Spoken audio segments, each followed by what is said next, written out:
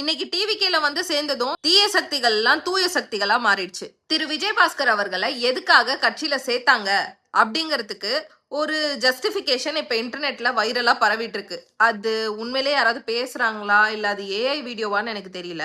இந்த வீடியோ கொஞ்சம் பாருங்க. விஜயபாஸ்கரை ஏன் விஜய் தம்பி கட்சியில சேர்த்தான்னு கேக்குறாங்க. நியாயமான கேள்விதான். ஏன்னா இவர் மேல 100 கோடி லேண்ட் கிராபிங் கேஸ், அப்புறம் கிட்னாப்பிங் கேஸ், அப்புறம் 5 கிரிமினல் கேசஸ் இருக்குன்னு கூட சொல்றாங்க. இப்ப ஒரு எம்எல்ஏ ஒரு கட்சியில இருந்து இன்னொரு கட்சிக்கு சேர்றது இது முதல் தடவை இல்ல. ஆனா இப்ப தம்பி எப்படி முடிவு பண்ணிருக்கான்னு தெரியுமா? வரவங்களை கடைக்குள்ள விடுவேன், ஆனா கல்லா மேல கை வைக்க விட மாட்டேன்னு உறுதியா இருக்கு.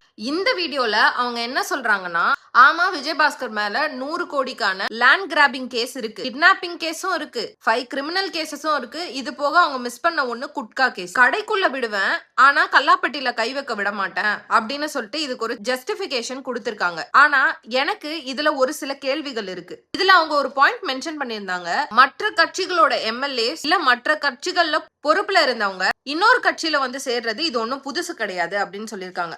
ஆமா, புதுசு கிடையாதுதான். ஆனா முன்னாடி இருந்த எந்த கட்சியும் நாங்க மாற்றம் தர போறோம் அப்படின்னு சொல்லிட்டு ஒரு விஷயத்துல உள்ள வரல. இப்படி இருக்கும்போது ஆல்ரெடி ஒரு குற்ற பின்னணி இருக்கிற ஒருத்தரை, குற்றம் பண்றதுல ரொம்ப நாலேஜ் இருக்கிற ஒருத்தரை நீங்க எடுத்துட்டு வந்து கட்சியில விட்டீங்கன்னா உங்க ப்ரொபகேண்டா எல்லாத்தையுமே நீங்களே உடைக்கிற மாதிரி இருக்கு. ரெண்டாவது விஷயம், நான் கடைக்குள்ள விடுவேன் ஆனா கல்லாப்பெட்டியில கை வைக்க விட மாட்டேன் அப்படின்னு சொல்றீங்க. ஆனா இதை எந்த அளவுக்கு உண்மையிலே பிராக்டிக்கலா தடுக்க முடியும் அப்படிங்கிறது தான் இங்க கேள்வி. ஏன்னா இப்போ டிவிகேல இருக்கிற நிறைய எம்எல்ஏஸ்க்கும் நிறைய மினிஸ்டர்ஸ்க்கும் பெருசா ஒரு ஸ்டேபிளான பொலிட்டிக்கல் பேக்ரவுண்ட் இருந்தது கிடையாது. எல்லாருமே புது கேண்டிடேட்ஸ். இப்படி இருக்கும்போது தப்பு நடக்குது அப்படிங்கறத எந்த அளவுக்கு இவங்களால கண்டுபிடிக்க முடியும்னு நமக்கு தெரியல. சரி, அப்படியே கண்டுபிடிச்சாலும் இத்தனை நாள் அரசியல்ல இருந்து இவ்வளவு ஊழல் பண்ண ஒருத்தவங்களுக்கு இப்ப புதுசா இருக்கிறவங்கள இன்ஃப்ளூயன்ஸ் பண்றதுக்கு ரொம்ப நாள் ஆகாது. இதே மாதிரியான விஷயங்கள் செல்வி ஜெயலலிதா அவர்கள் முதலமைச்சரா இருந்தப்போ நடந்துச்சு. அவங்க நிறைய பேரை அவங்களோட கட்சியில சேர்த்துக்கிட்டு ஆனா அவங்கள வந்துட்டு ஊழல் பண்ண விடாம தடுத்தாங்க அப்படின்னு சொல்லி ஒரு ஜஸ்டிபிகேஷனும் என்னால பார்க்க முடியுது.